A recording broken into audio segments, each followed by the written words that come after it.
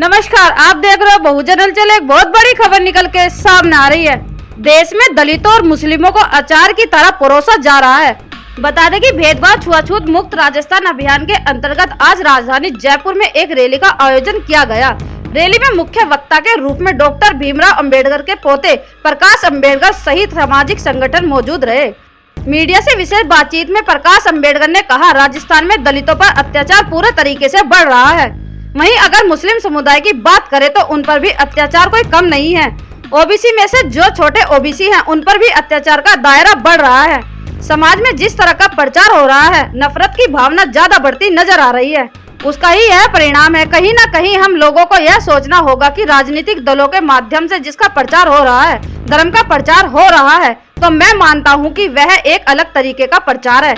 लेकिन धर्म के नाम पर भेदभाव, द्वेष और बदले की भावना का प्रचार सबसे ज्यादा हो रहा है।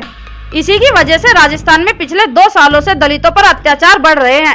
प्रकाश अंबेडकर ने जालोर की घटना का जिक्र करते हुए कहा, दलित छात्र को पानी की मटकी से पानी पीने के लिए मारा पीटा जाता है, जिससे उसकी मौत हो जाती है। समाज में जातिवाद की भावना इतनी पनप रही है और जो देखने को भी मिल रही है, और वहीं से इसकी शुरुआत हुई।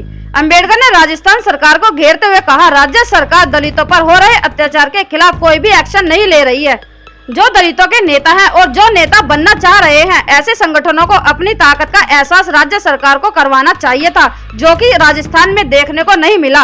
अन्य प्रदेशों में दलितों में एकता देखने को मिलती है, राजस्थान में ऐसा कुछ भी नहीं है।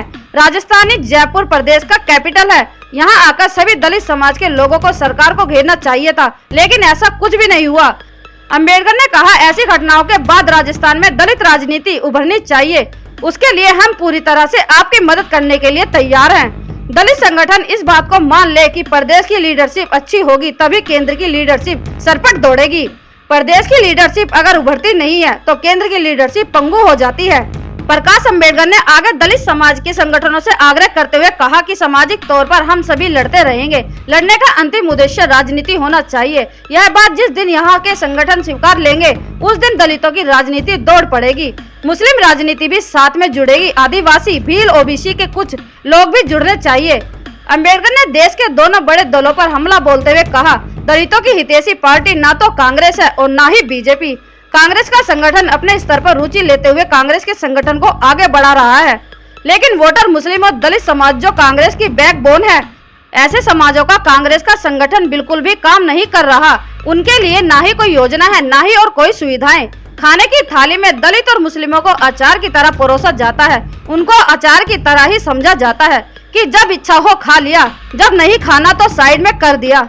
बता दें कि दलित और मुस्लिम समाज तो अचार बनकर रह गया। जब तक खा सकते हैं खाओ, वरना मुंह से निकाल फेंको। ब्यूरो रिपोर्ट, बहुजन हलचल।